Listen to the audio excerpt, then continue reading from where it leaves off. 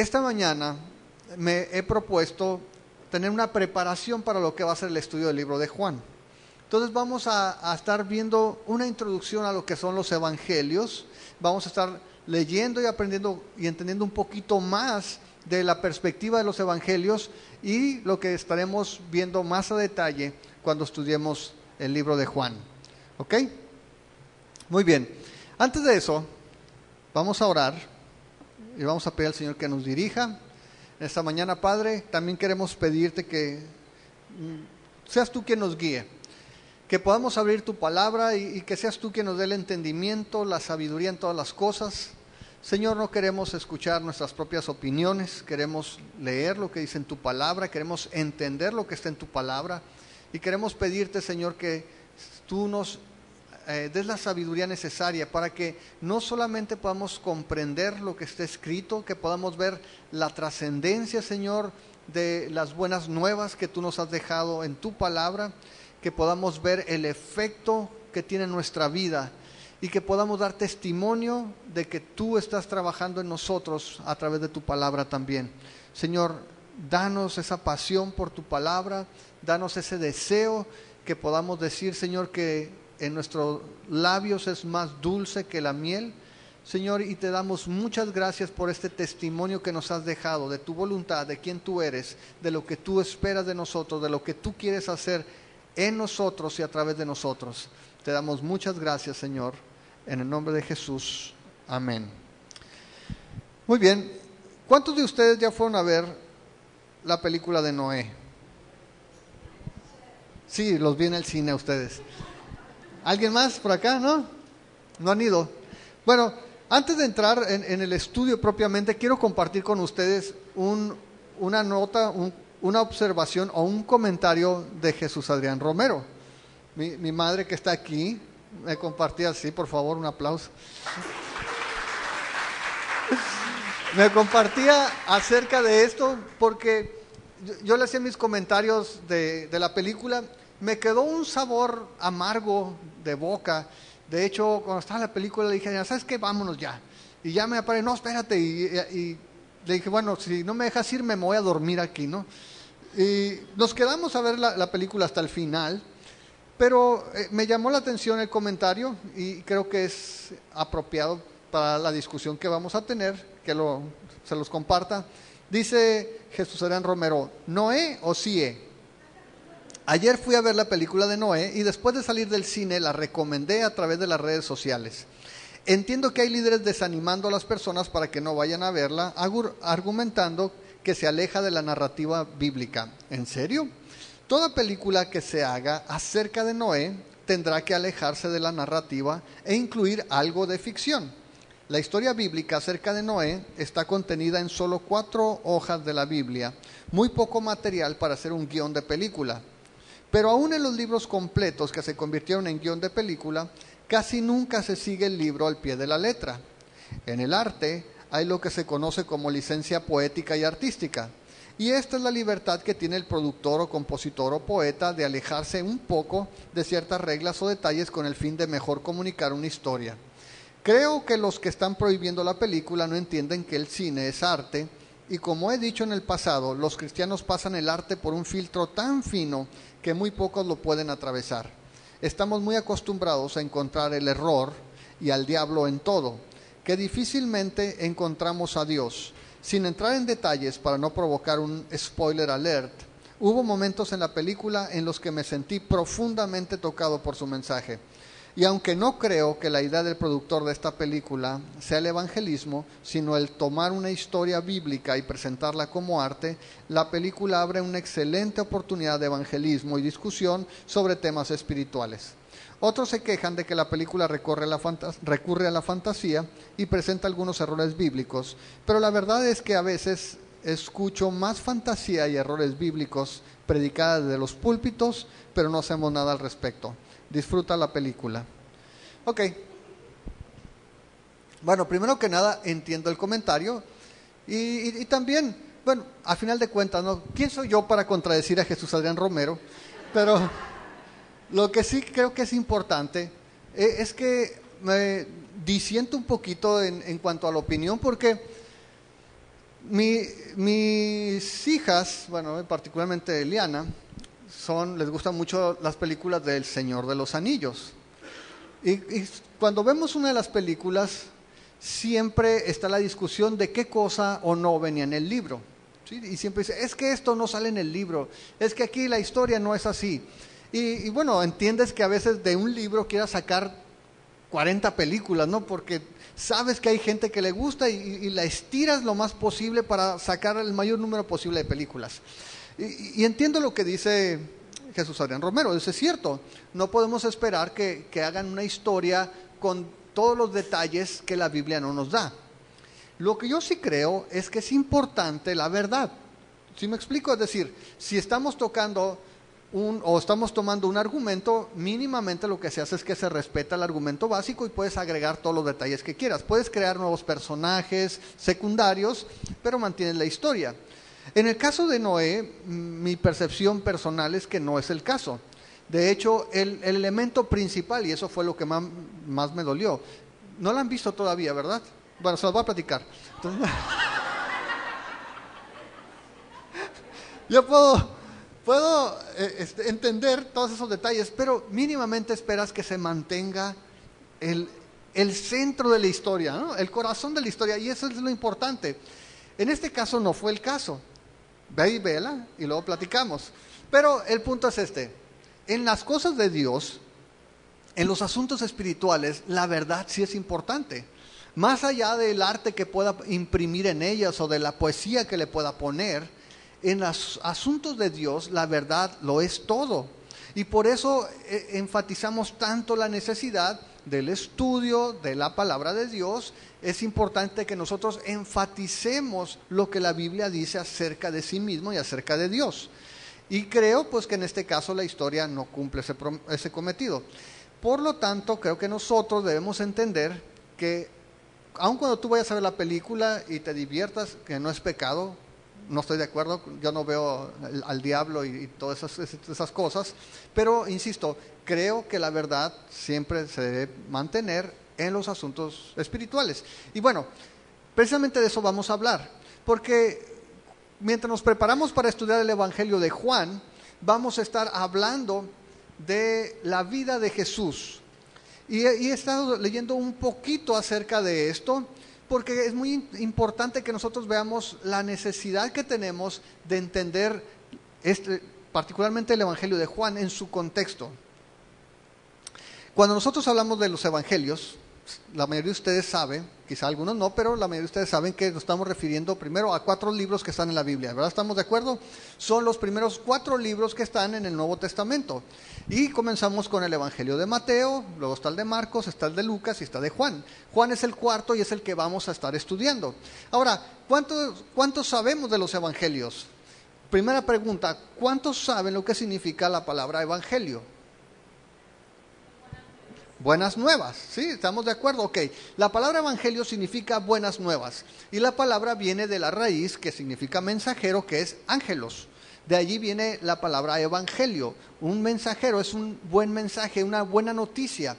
La palabra hemos hablado que se usaba no solamente de los textos religiosos o de los 4 libros que estamos haciendo mención, sino que en la antigüedad tenía un significado más amplio.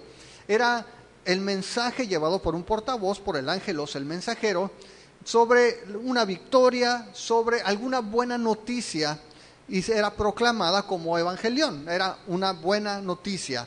Ahora, cuando nosotros hablamos específicamente de las buenas noticias en la Biblia, necesitamos entenderla en su contexto. La Biblia nos habla de que hay buenas noticias de parte de Dios. Y quiero que vayamos rápidamente a 1 Corintios para ver un resumen del Evangelio.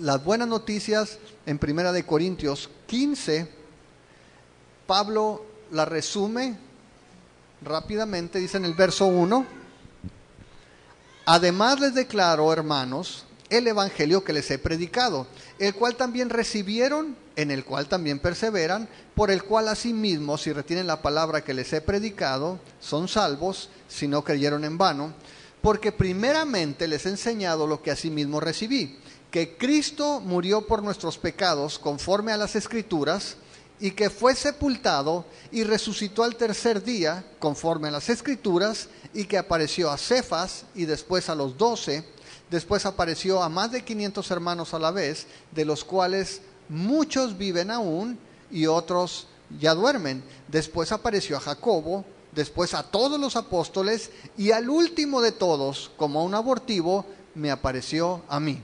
Ok, quiero que te des cuenta de algo.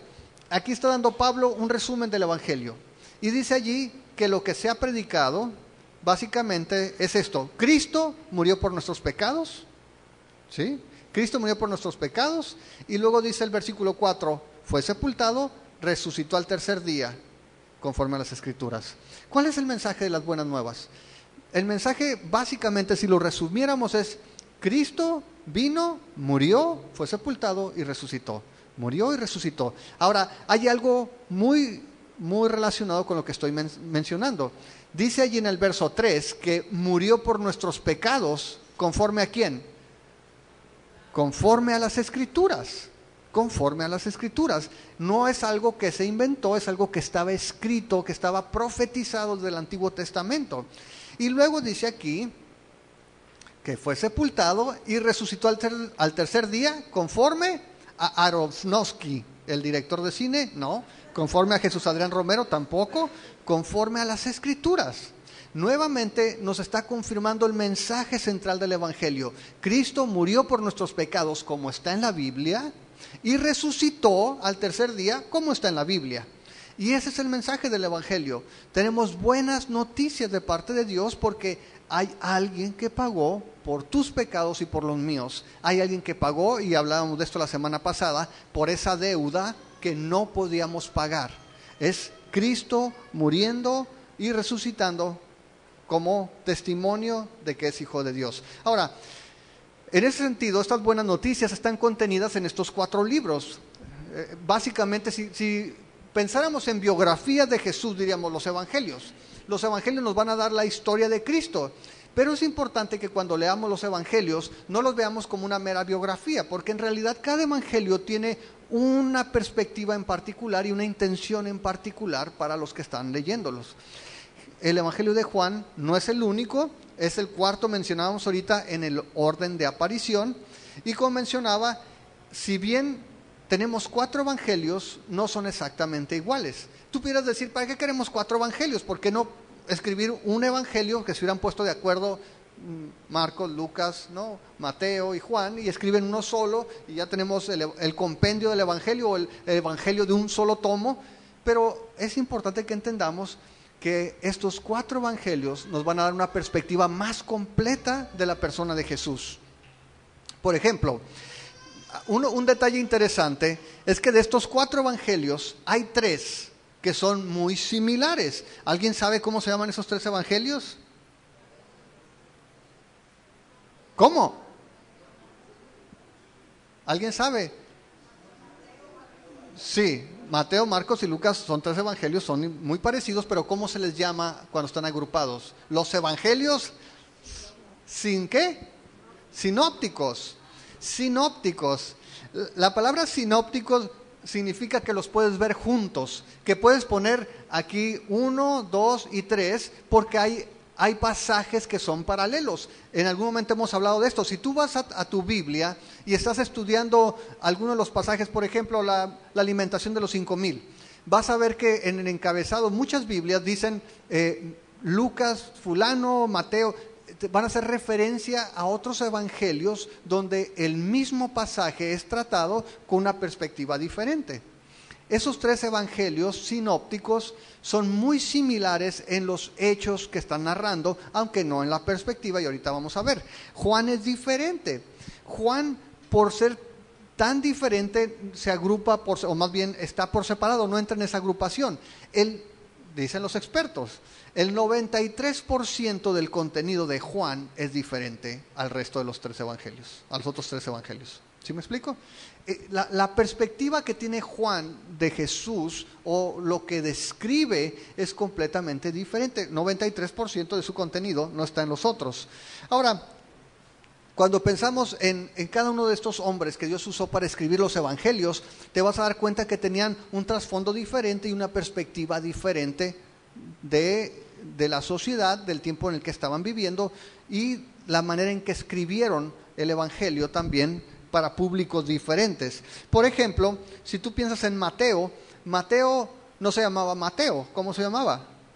Leví. Leví era un cobrador de impuestos judío, alguien que era de origen judío trabajando para el Imperio Romano, que es llamado por el Señor Jesús y que después escribe desde su perspectiva. El Señor lo inspira para escribir el Evangelio de Mateo. Si tú piensas en Marcos, Marcos en realidad no se llamaba Marcos, era Juan, su nombre judío, era Juan Marcos, y él es de origen hebreo, de una familia acomodada también, y es el sobrino de Bernabé, que después Pablo no quiere llevar al viaje misionero, porque los dejó abajo en el viaje pasado, y que más tarde Pablo, lo vimos en la carta a Filemón, reconoce como alguien que es una bendición.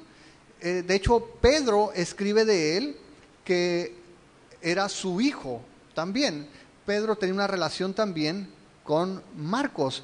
En Hechos 12:12 se nos habla de la familia de Marcos, por lo menos de su madre. En Hechos 12:12 dice: habiendo considerado esto, llegó a casa de María, la madre de Juan, el que tenía por sobrenombre Marcos, donde muchos estaban reunidos orando. Juan Marcos es al que se le atribuye el Evangelio de Marcos, según la mayoría de los estudiosos. Y nada más para completar lo que mencionaba ahorita, en 1 de Pedro 5:13, Pedro se refiere a su relación con Juan Marcos, dice: la iglesia que está en Babilonia, elegida juntamente con ustedes, y Marcos, mi hijo, les saludan.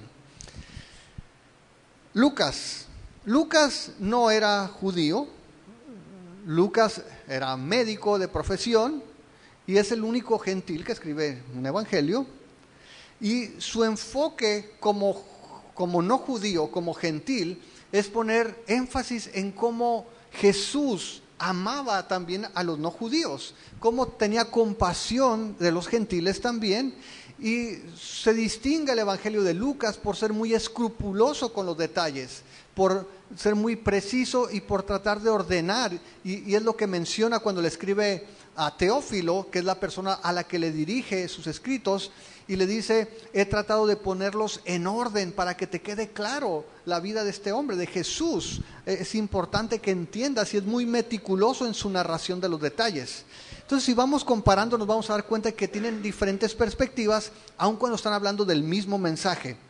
Ahora, si nosotros ponemos una tabla comparativa, que yo sí tengo, ustedes no, les voy a decir que cada uno de estos evangelios se escribió en diferentes épocas también, diferentes fechas, son aproximadas, pero por ejemplo Mateo se está situando entre el año 40 y 70, con más probabilidad dice hacia el año 40, Marcos entre el 63 y el 70, aunque algunos alegan que Marcos fue primero, pero lo están situando por ahí del año 60, Lucas entre el 57 y el 59, y Juan es el último, y lo apuntan más o menos cerca del año 90, y piensan que por eso la perspectiva de Juan es tan diferente, porque para entonces ya estaban escritos los otros evangelios, los otros tres, y por ciertas circunstancias que se estaban dando también en la iglesia. Cuando pensamos en el lugar donde se escribió, por ejemplo, Mateo escribió en Palestina, Marcos en Roma, Lucas en Cesarea y Juan en Éfeso. Los destinatarios de cada evangelio eran diferentes personas. Mateo estaba escribiendo a los judíos y su énfasis cuando veía a Jesús era mostrar que Jesús era el Mesías. Jesús era el rey que estaban esperando los judíos. Y tú ves su narración, va a estar muy enfocada en eso. Te va a estar hablando acerca del rey de los judíos. Marcos tenía una audiencia de romanos. Y Marcos está escribiéndole a romanos y está enfatizando al siervo, a Jesús como siervo. Lucas está escribiendo a griegos y está mostrando al hombre. Y Juan está escribiéndole a gentiles y judíos, pero su mensaje tiene mayor impacto hacia los gentiles y está mostrándoles a Dios. Quiere mostrar la divinidad de Jesús. Cuando nosotros pensamos en el Evangelio, a veces hemos mencionado que tenemos un concepto muy estrecho del Evangelio y solamente pensamos en términos de lo que Jesús hizo, es decir, Jesús murió en la cruz, perdonó nuestros pecados y nos vamos a ir al cielo. Y a veces ese es el resumen que tenemos del Evangelio, como el que dimos ahorita.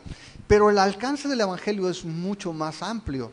El Evangelio tiene que ver no solamente con el pasado, cuando nuestros pecados fueron perdonados, y no solamente con nuestro futuro, cuando un día vayamos al cielo y estemos con el Señor, sino tiene que ver con nuestra vida presente y la transformación que implica el hecho de haber recibido a Jesús y la obra que Jesús está haciendo en nosotros y todos los beneficios que conlleva el tener vida eterna ahora. No solamente perdón de pecados, sino también dice que ahora tenemos un consejero, un consolador, que es el Espíritu Santo. Hoy en la mañana que hablábamos de la oración, veía que tenemos la puerta abierta para con Dios, para poder acercarnos y orar. Y orar, decíamos, no solamente significa pedir. Podemos dar gracias, podemos interceder por otros, podemos simplemente comunicarnos con Dios. Y eso es resultado de la obra de Jesús en la cruz también. Podemos también ver la obra que estamos haciendo en esta vida tiene relación directa con lo que Jesús hizo en la cruz. Dice que nosotros, Pablo, hoy en día somos embajadores de la reconciliación. Nosotros mismos dice que estamos diciéndole a las personas que se reconcilien con Dios. Dios de hecho lo está haciendo a través de nosotros. A lo que voy es que el Evangelio es muy amplio en sus efectos, pero a veces estamos muy enfocados en ciertos beneficios. Y cuando nosotros vemos los evangelios completos y cuando podemos entender las perspectivas y los alcances que tienen, nos vamos a dar cuenta que es mucho más profundo de lo que hemos visto o lo que hemos entendido. Ahora, encontré algo, no sé cuántos de ustedes lo hayan visto. Son cosas puras. Les voy a dar algunas palabras raras el día de hoy también, eso si quieren no los apuntes. Pero encontré el tetramorfo cristiano. El tetramorfo cristiano. Los que estén interesados pueden pedirme uno a la salida, con gusto se los entrego la otra semana. Y ese tetramorfo es esa representación que se hace de los evangelistas por medio de los 4 seres vivientes. Esto aparece en el libro de Apocalipsis. Si tú vas al libro de Apocalipsis al capítulo 4, es una de las cosas más extrañas que encuentro en la Biblia, porque por más que quiero imaginarlo, está fuera de mis alcances.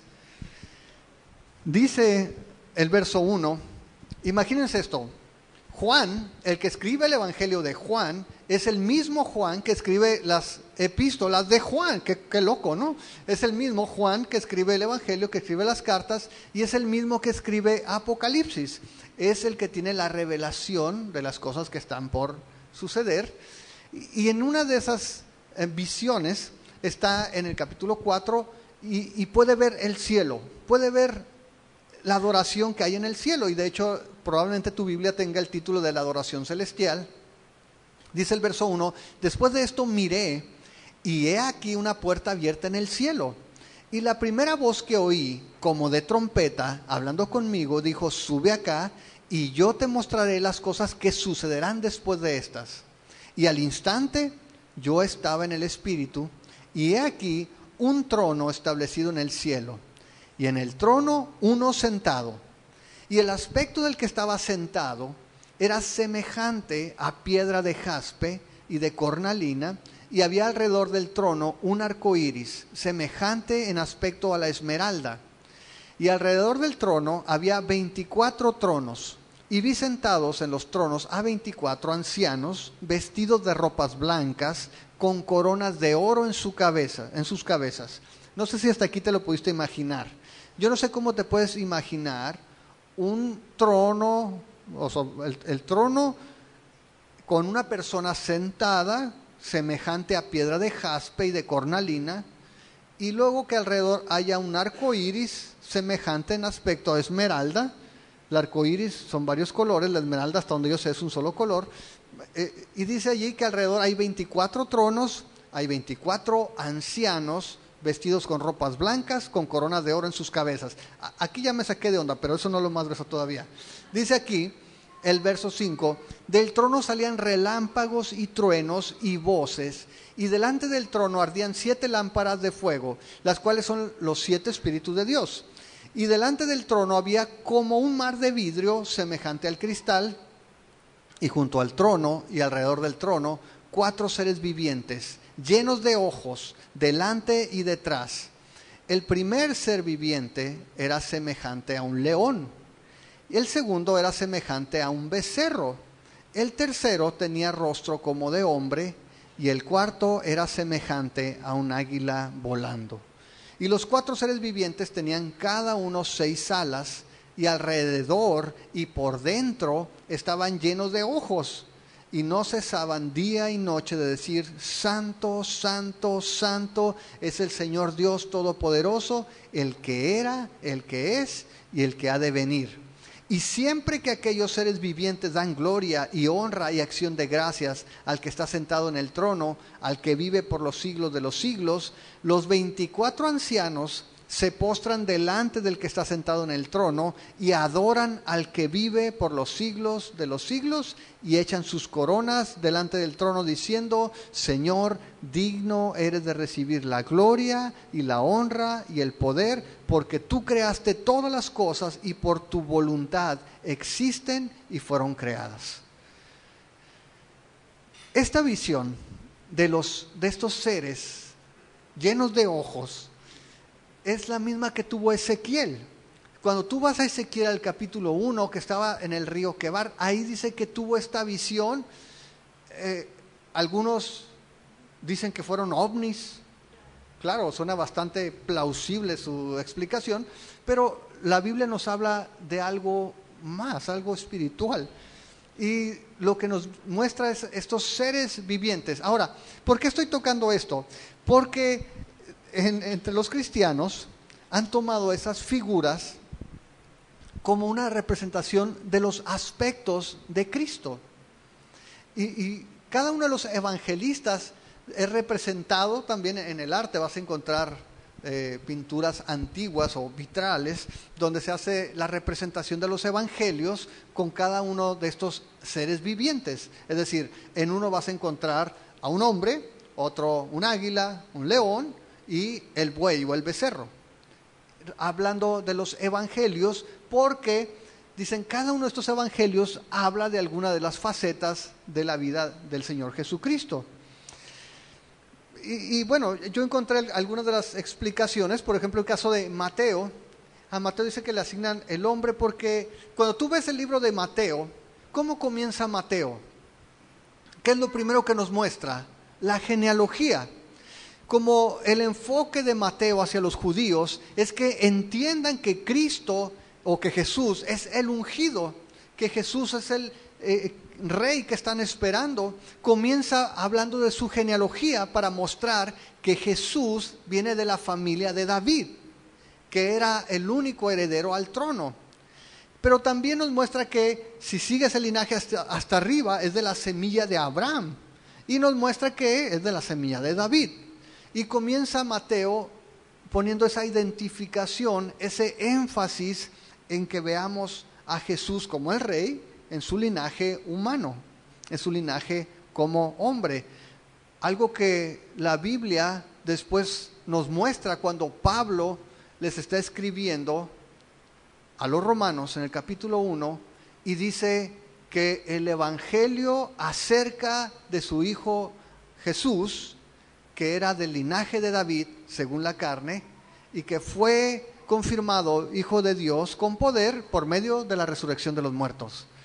Pablo toma esa idea de el Cristo humano, pero también un linaje divino, hijo de Dios, cuando resucita de los muertos, probó que no solamente era rey porque venía de la familia de David, sino que ninguna otra persona ha muerto para levantarse de entre los muertos y no morir jamás. Solamente Jesús como Hijo de Dios lo pudo hacer y por mediante ese hecho fue confirmado como Hijo de Dios. Ahora, cuando pensamos en Marcos, Marcos no comienza su predicación yendo al linaje de Jesús. Si tú vas a Marcos, te vas a dar cuenta en el capítulo 1 que Marcos se va más adelante y comienza con la predicación de Juan el Bautista. Comienza con la voz que clama en el desierto, el que dice, preparen el camino porque ahí viene el Mesías. El reino de Dios se está acercando. Prepárense, enderecen las sendas. Y algunos asignan la representación del león a Marcos. Cuando vemos el evangelio en Lucas, Lucas no se va, como Marcos, a la predicación de Juan el Bautista, ni se va a la genealogía de Cristo. ¿A dónde se va? A el padre de Juan el Bautista, ministrando en el templo como sacerdote, ¿sí? Y a partir de ahí comienza la narración de Jesús para mostrarlo como el siervo sufriente. Y vemos también, en el caso de Juan, que Juan no se va a la genealogía de Cristo, no se va a la predicación de Juan el Bautista, no se va al nacimiento previo de Juan el Bautista, antes de que naciera Jesús, sino que se va mucho más lejos. A Juan se le representa con el águila. Y Juan lo que hace es no enfatizar su nacimiento humano, no nos habla de su genealogía allí, sino que Juan, con los ojos de águila, nos lleva hasta la eternidad pasada. Y comienza diciendo, en el principio era el Verbo. Cristo estaba en el principio, pero no está hablando en el principio cuando fue formado Jesús. Está hablando de la eternidad pasada, antes de que las cosas tuvieran un principio. Una de las cosas que pensaban en la antigüedad es que el águila podía ver fijamente al sol. Se podía quedar viendo al sol. No sé cuántos lo han intentado, pero es difícil. El asunto es que cuando ves el Evangelio de Juan, te das cuenta que desde que empieza el Evangelio, la perspectiva que está mostrando de Cristo te lleva a que lo veas mucho más allá que como un hombre. Y dicen los estudiosos que en ese tiempo comenzaban a levantarse algunas herejías dentro de la iglesia, donde había diferentes posiciones. Personas que decían, Jesús no puede ser Dios, es un hombre. Y eso causaba conflicto, porque para algunos decían, Dios no puede tener un cuerpo material, porque la materia es mala. La materia es mala, el espíritu es bueno, la materia es mala. Entonces no puedes imaginar a Dios con un cuerpo. No sé si alguna vez han escuchado esto, pero comentábamos la otra vez y un hombre nos compartía, un varón, cómo a veces aún dentro de la iglesia de repente está esa idea de que mi espíritu está limpio, puedo vivir como me da la gana porque eso no importa, mi espíritu es perfecto y se va a ir con Dios. Ese pensamiento no es nuevo. Desde la antigüedad empezó a brincar en la iglesia y era esa gente que decía, yo me voy a ir al cielo porque mi espíritu está con Dios y este cuerpo que es pura materia, le encanta la baquetonada, pero me voy a ir al cielo. No tiene nada que ver una cosa con otra. La carne es carne y el espíritu es espíritu y ese está puro y ese está limpio y ese se va a ir al cielo. Y Juan, a través del Evangelio, va a mostrar que Jesús sí vino en un cuerpo. De hecho, cuando escribe en Primera de Juan, él menciona que todo aquel que niega que Jesús vino en carne es anticristo. Cualquier persona que niega que la deidad se hizo carne, que es como empieza su evangelio, dice, ese es el espíritu de anticristo. Y por otro lado, va a mostrarle también que Jesús era divino y va a mostrar esos atributos como lo hace desde el inicio de su evangelio, diciendo, antes de que las cosas fueran formadas, ahí estaba Jesús. Jesús no fue formado, o como algunos dicen, no fue un ángel que fue ascendido y llegó a ser Cristo, no. Jesús ya era preexistente, Jesús ya existía antes de venir a la tierra. Y esa es la intención de Juan desde el principio.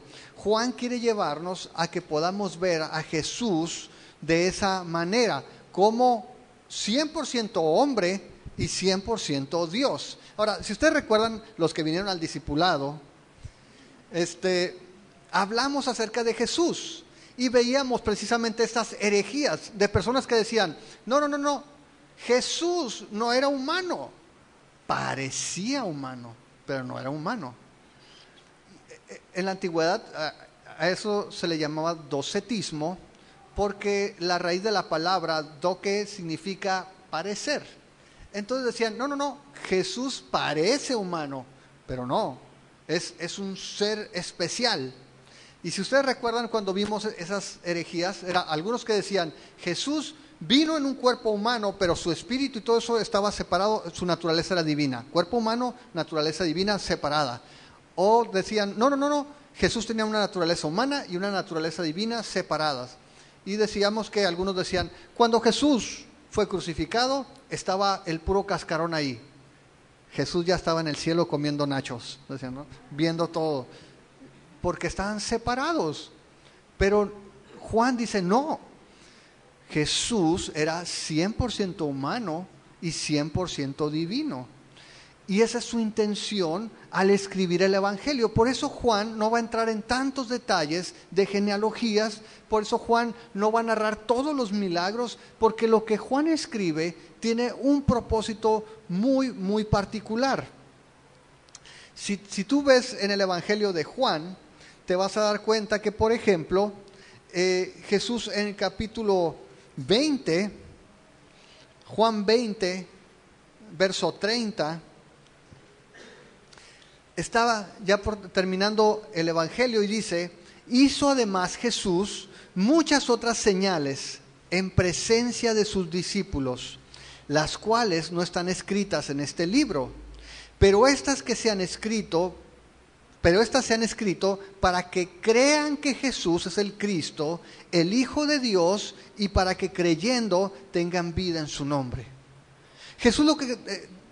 Juan lo que estaba diciendo es, lo que estoy escribiendo no es toda la vida de Jesús. No estoy incluyendo una lista exhaustiva de sus milagros. Hizo muchas señales. Pero las que estoy escribiendo, las estoy escribiendo con un propósito. ¿Y cuál es ese propósito? Que creas que creas que Jesús es el Cristo, el Hijo de Dios, y para que creyendo ¿qué? Tengas vida eterna. Ese es el propósito de Juan. Quiero que veas que Jesús es Dios, que Jesús es el Hijo de Dios, que puedas creer eso, porque cuando tú crees eso tienes vida eterna. Entonces Juan, cuando escribe el Evangelio, se está enfocando en este objetivo, y esto aplica tanto para los gentiles que no habían recibido a Jesús, como para los creyentes que ya habían recibido a Jesús, para que se mantuvieran en la misma confianza de que Jesús es el Cristo, de que tienen vida eterna. Dice, mantente allí. De tal manera entonces que con ese objetivo tú te vas a dar cuenta que continuamente va a estar hablando Juan de que necesitas creer al que cree, para que creas. 98 veces se menciona en el Evangelio esa palabra.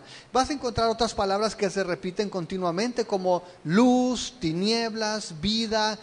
Son contrastes que Juan va a estar mostrando continuamente. Y cuando tú lees el Evangelio de Juan, te vas a dar cuenta de que siempre, más que datos biográficos de Jesús, siempre que se menciona a Jesús con otra persona, va a mostrarnos Juan el efecto de ese encuentro con la persona. Siempre va a decirte, y Jesús fue con fulano, sutano, y le dijo esto, y entonces fulano hizo esto. Y te vas a dar cuenta, por ejemplo, en capítulo 1, si tú vas a Juan 1, te vas a dar cuenta del encuentro de Jesús con los discípulos. Son los primeros que están allí. Y habla de los discípulos que seguían a Juan el Bautista y de cómo después ven a Jesús, tienen un encuentro con él. Habla, por ejemplo, de Felipe, de Natanael, y cómo ellos se convirtieron de ser seguidores de Juan a ser seguidores de Jesús. Tuvieron ese encuentro con Jesús y su vida fue cambiada y empezaron a seguirlo. Te vas al capítulo 3 y vas a ver a Nicodemo. Nicodemo, un hombre importante entre los judíos, entre los fariseos, que va a escondidas en el capítulo 3 a preguntarle a Jesús algunas cosas en lo oscuro ahí, y lo ves al final del libro abiertamente, lo ves como va y reclama el cuerpo de Jesús también. Junto con José de Arimatea le dan una sepultura digna. Pero ves el efecto de ese encuentro de Jesús con Nicodemo. Ves el capítulo 4, el encuentro con la samaritana, y cómo después de platicar Jesús con ella, esta mujer reconoce: me parece que tú eres profeta, ¿no? Jesús le saca toda la sopa y le dice: sé que has tenido varios maridos por allí, sé que vives con uno que no es tu marido, Señor, me parece que tú eres profeta, le dice. Y el Señor le habla y su vida es transformada también. Vas a ver en el capítulo 5 el paralítico que está en el estanque de Betesda. Vas a ver en el capítulo 9 al ciego de nacimiento siendo sanado. ¿Se acuerdan? Jesús dice que agarra un poquito de saliva y hace el lodito y se lo pone en los ojos y lo sana. Y vas a ver cómo cada encuentro que narra Juan no se enfoca tanto en la persona, sino en el resultado del encuentro con Jesús. Porque nuevamente Juan quiere enfatizar eso. El hecho de que tú tengas un encuentro con Jesús transforma la vida. Y eso queda plasmado en el Evangelio de Juan. Ahora, no menciona tantos milagros, pero menciona 7 milagros importantes que toma como base para mostrar la divinidad de Jesús. Está en Juan 2, cuando convierte el agua en vino, ¿sí? Hace la transformación del agua en vino en la boda. En Juan 4, cuando sana al hijo del hombre rico. En Juan 5, cuando sana al paralítico. En Juan 6, la multiplicación del pan. En el mismo capítulo 6, cuando Jesús calma la tormenta. En el capítulo 9, cuando sana al ciego. Y en el capítulo 11, cuando resucita a Lázaro. Son 7 milagros para mostrar su divinidad, su autoridad. Pero lo más característico del libro de Juan son sus 7 afirmaciones usando la frase yo soy. De hecho, les voy a dar el spoiler. Así se llama la serie de Juan que vamos a poner: Yo soy Jesús. Porque en 7 ocasiones Jesús hace afirmaciones acerca de su persona. La primera afirmación está en Juan 6:35 y dice Jesús: yo soy el pan de vida. El que a mí viene nunca tendrá hambre, y el que en mí cree no tendrá sed jamás. Yo soy el pan de vida. La segunda afirmación está en Juan 8:12. Dice: yo soy la luz del mundo. El que me sigue no andará en tinieblas, sino que tendrá la luz de la vida. La tercera afirmación está en Juan 10:7. Yo soy la puerta de las ovejas. La cuarta está en Juan 10:8. 10:8 y 9. Dice: yo soy la puerta, el que por mí entra será salvo, y entrará y saldrá y hallará pastos. La cuarta está en Juan 10:11. Yo soy el buen pastor da su vida por las ovejas. La quinta está en Juan 11:25. Yo soy la resurrección y la vida, el que cree en mí, aunque esté muerto, vivirá. La sexta está en Juan 14:6. Yo soy el camino y la verdad y la vida, nadie viene al Padre sino por mí. Y la última está en Juan 15. Yo soy la vid verdadera y mi Padre el labrador.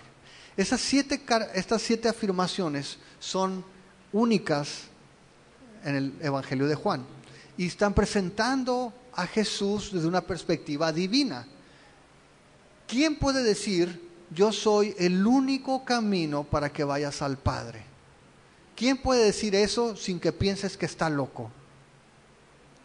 Jesús es el único que puede decirlo. Jesús es el que dice, yo soy la resurrección y la vida. ¿Quién puede afirmarlo? Sino solamente Dios. Y precisamente Juan nos muestra que será la razón del enojo de los judíos, porque Jesús se hacía como Dios, se decía como Dios. Por lo tanto, vamos a estar viendo esas afirmaciones en su contexto y las implicaciones que tienen el día de hoy para nosotros. Por último, Juan quería mostrar también la realidad de que Jesús era, decíamos, completamente humano y completamente divino. Cuando tú comienzas el Evangelio de Juan, vas a ver ese extremo hablando de Jesús como el verbo preexistente, autosuficiente, el creador de todas las cosas, que se hizo carne y que habitó entre los hombres. Pero al final vamos a ver también cómo, una vez que resucita, aquellos que no creían en Él, incluso los discípulos, reconocen a Jesús como Dios. Juan 20:27, el Señor Jesús se aparece a los discípulos, ya se había aparecido a las mujeres, se había aparecido a algunos de los discípulos, pero no estaba Tomás. Y Tomás dijo, yo no puedo creer eso. Si no lo veo con mis propios ojos, si no lo toco con mis propias manos, no puedo creer lo que ustedes me están diciendo. En Juan 20:27 dice que se aparece Jesús y le dice a Tomás, pon aquí tu dedo y mira mis manos y acerca tu mano y métela en mi costado y no seas incrédulo sino creyente. Entonces Tomás respondió y le dijo, Señor mío y Dios mío. Jesús le dijo, porque me has visto, Tomás, creíste. Bienaventurados los que no vieron y creyeron. Juan quiere que tanto aquellas personas, judíos o gentiles, que lean el Evangelio, que no han conocido a Jesús, puedan conocerlo como el Hijo de Dios, como el Mesías, como el Verbo encarnado, y que puedan tener vida eterna. Ese es su objetivo cuando habla de Cristo en estos términos. Y ese es el enfoque que tenemos nosotros también. Si tú no has conocido a Jesús como el Hijo de Dios, si tú no lo has conocido como el único camino, como la verdad, como la vida, aquí no aplica el comentario de Jesús Adrián en cuanto al arte. ¿Sabes que aquí no es tan importante? Mira, aquí lo importante es que la historia sea contada de una manera bella, ¿sí? Que despierte algo artístico en tu corazón. No, aquí lo importante es que puedas creer la verdad y que puedas recibirla, que podamos entender que Jesús verdaderamente era el Hijo de Dios, 100% humano, 100% divino, y para que creyendo en Él podamos tener vida eterna. ¿Qué es lo que piensas tú? ¿Cómo ves a Jesús? Si no lo ves en esta perspectiva del Hijo de Dios, necesitas creer lo que dice la Escritura. Necesitas creer las buenas noticias. Dios se hizo carne, vino a este mundo, habitó entre nosotros, murió en la cruz, fue sepultado y resucitó. Y todo ello lo hizo no conforme al guión de un hombre que quería hacer interesante la historia, conforme a la Escritura, conforme a lo que Dios había anticipado por medio de los profetas, conforme a lo que estaba escrito cientos de años antes de que Jesús viniera. Jesús vino y cumplió esas profecías en una persona, en carne, y nosotros creyendo en Él podemos hoy día tener el mismo efecto de 2000 años atrás. Jesús sigue dando vida eterna, Jesús sigue perdonando pecados, Jesús sigue trayendo la luz a este mundo. ¿Qué es lo que tú piensas? ¿Qué es lo que tú crees? Sigo creyendo aunque no soy Jesús Adrián Romero, que la verdad sigue siendo importante. Cuando hablamos de Dios, creo que la verdad lo es todo. ¿Qué piensas tú? Si tú no has conocido a Jesús, te invito para que lo hagas por medio de su palabra. Jesús es presentado por el Evangelio de Juan para que creas que Jesús es el Cristo, es el Hijo de Dios, y para que creyendo tengas vida eterna en Él. Amén. Oramos. Padre, te damos muchas gracias, Señor, por tu palabra. Te damos muchas gracias porque, Señor, no nos has dejado a la imaginación el conocerte. No nos has dejado, Señor, a nuestro gusto que pensemos acerca de ti o de tu Hijo. Señor, te has preocupado por cada detalle y nos has dejado en tu palabra el testimonio de la persona de tu Hijo Jesús. Aún cientos de años antes de que Cristo viniera al mundo, los profetas habían hablado acerca de Él. Y nos habían dicho que nacería de una virgen, nos había dicho que sería el siervo sufriente, nos había dicho que nuestros pecados caerían sobre Él, que sería azotado por nosotros, que sus manos y sus pies serían perforados, que sería entregado por gente cercana, por sus amigos, por sus conocidos, que sería abandonado por ellos. Pero también teníamos las noticias de que iba a resucitar, de que tendríamos un nuevo pacto y de que todo el mundo alcanzaría la bendición por medio de aquel descendiente del linaje de Abraham, que hoy sabemos es Jesús. Señor, muchas gracias por tu palabra. Muchas gracias, Señor, por darnos certeza en nuestra fe. Señor, por darnos la convicción de lo que tú has dejado escrito y por darnos la guía de tu Espíritu Santo.